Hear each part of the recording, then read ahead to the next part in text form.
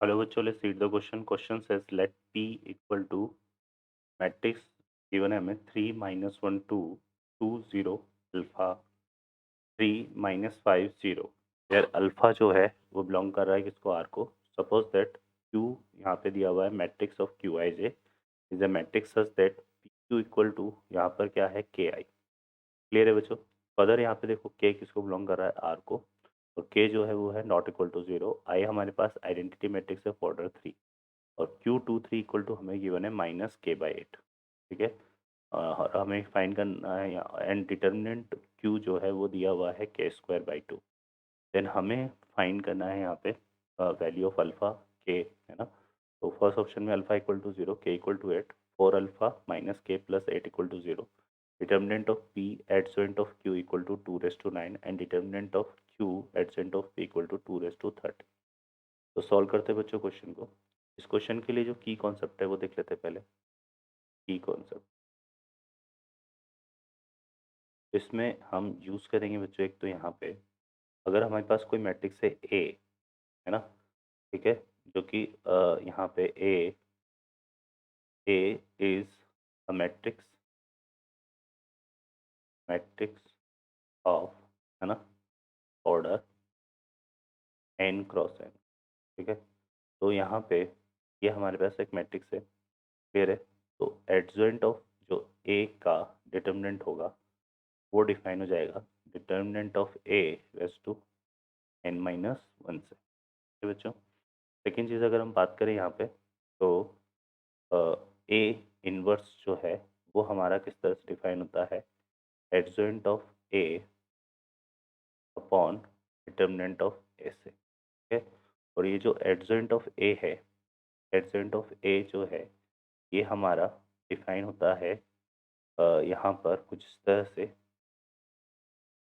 तो अगर हम इस तरह से दें तो C11 C12 C13. ठीक है. या फिर हम इस तरह से ले लेते हैं इसको कि ये हमारे पास क्या होता है ट्रांसपोज होता है किसका कोफैक्टर. कोफैक्टर मैट्रिक्स हम ले लेते हैं यहाँ पे कोफैक्टर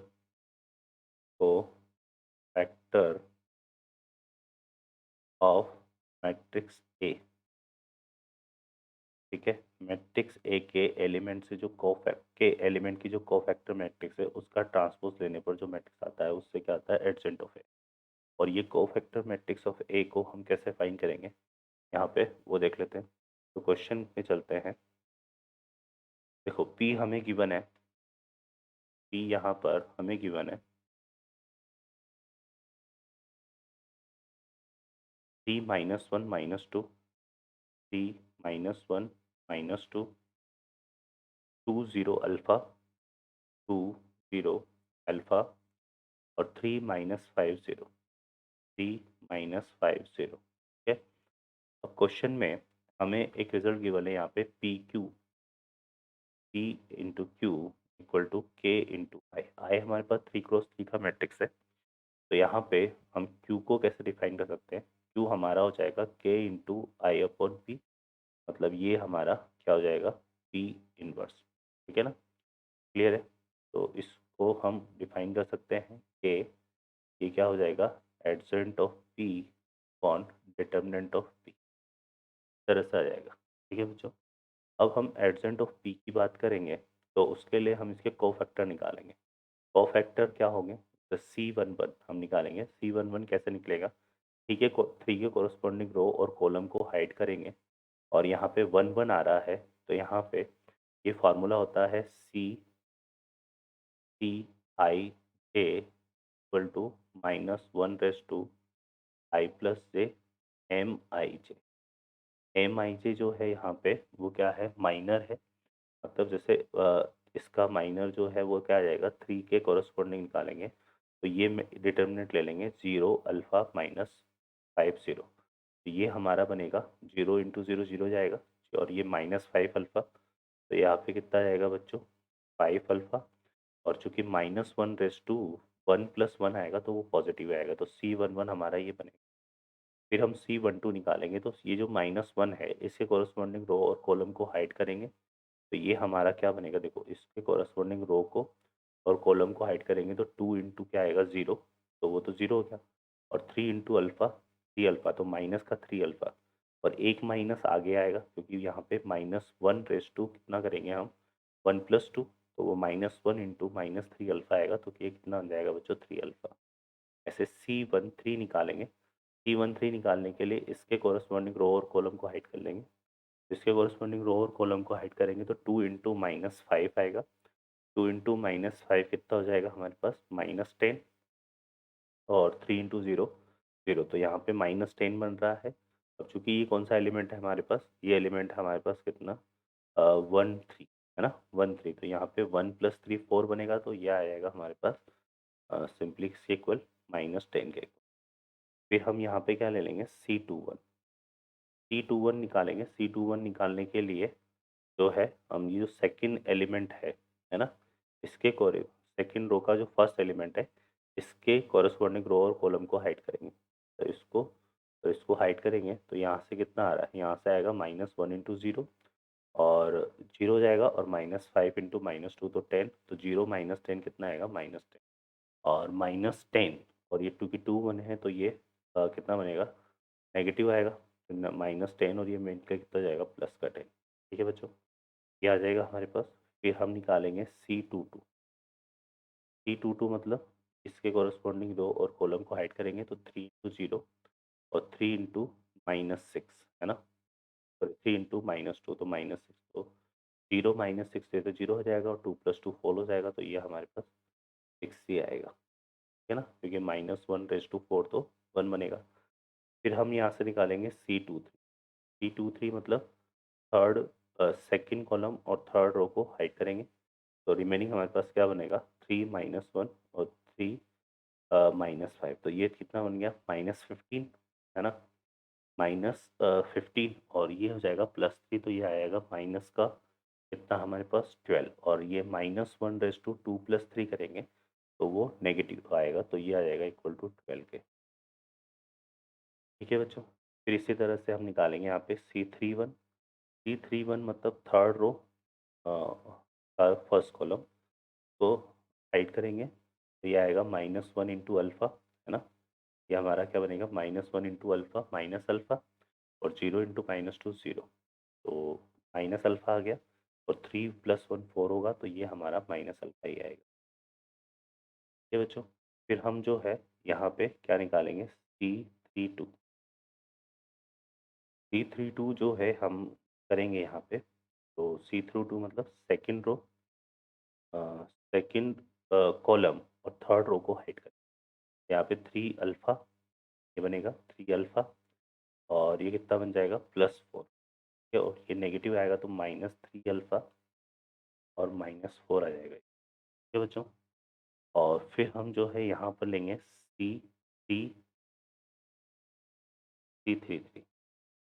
C33 की बात करेंगे, तो ये तो -1 × 3 + 3 करेंगे तो वो तो पॉजिटिव आएगा, और इसके कोरस्पॉन्डिंग रो को हाई करेंगे तो 3 इंटू 0 0 जाएगा, और ये आएगा माइनस माइनस +2 है, तो 2 आ जाएगा।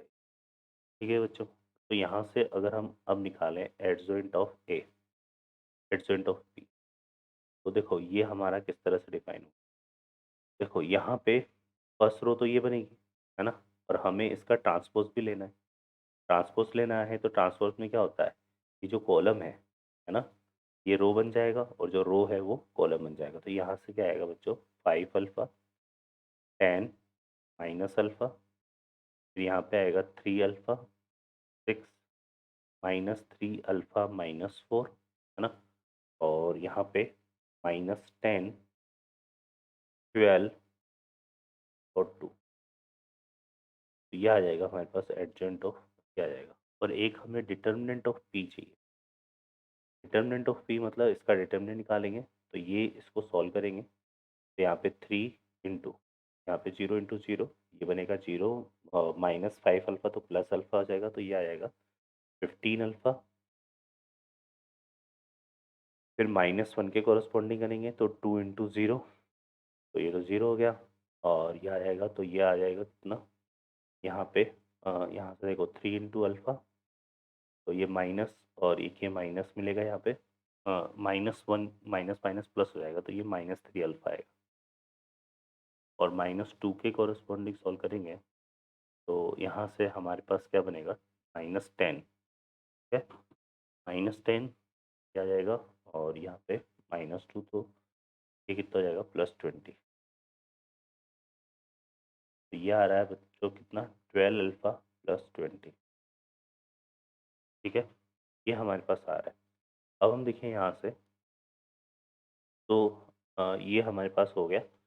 अब क्वेश्चन में अ, चल फर्दर देखिए क्या दिया हुआ है, क्यू। और क्यू को कैसे डिफाइन किया हुआ है, क्यू को डिफाइन किया हुआ है क्यू आई से। क्यू आई जे मतलब यहाँ पर हमारे पास जो क्यू है वो क्यू इस तरह से बन जाएगा, Q11, Q12, Q13, Q21, Q22, Q23, और यहाँ से आएगा Q31, Q32, Q33। और ये जो है इक्वल हो जाएगा किसके, यहाँ पर देखेंगे तो A into upon determinant of P, 12 alpha +20, टू यहाँ पर यह आ जाएगा एडजेंट ऑफ P, 5 अल्फा, 10 और माइनस अल्फा, यहाँ पे 3 अल्फा, 6, -3 अल्फा -4, और यहाँ पे -10, 12, 2, 12 और 2, ठीक है बच्चों। तो ये हमारे पास बनेगा, है ना। ये हमने एडजेंट ऑफ पी को लिख दिया। चलिए सॉल्व करते हैं फर्दर इसको। तो इसको अगर हम कंपेयर करें तो यहाँ से देखो Q23 जो है, Q23 क्वेश्चन में ये जो है Q23, ये हमें इक्वल टू दिया हुआ है इसके -k/8 के इक्वल। तो यहाँ से -k/8, और यहाँ पर अगर इसको कंपेयर करेंगे तो ये आएगा -3 अल्फ़ा -4 इंटू के अपॉन 12 अल्फ़ा +20, ठीक है बच्चों। यहाँ से नेगे अब सॉल्व करते हैं तो नेगेटिव से कॉमन लेंगे तो नेगेटिव कैंसिल हो जाएगा, के से के कैंसिल हो जाएगा।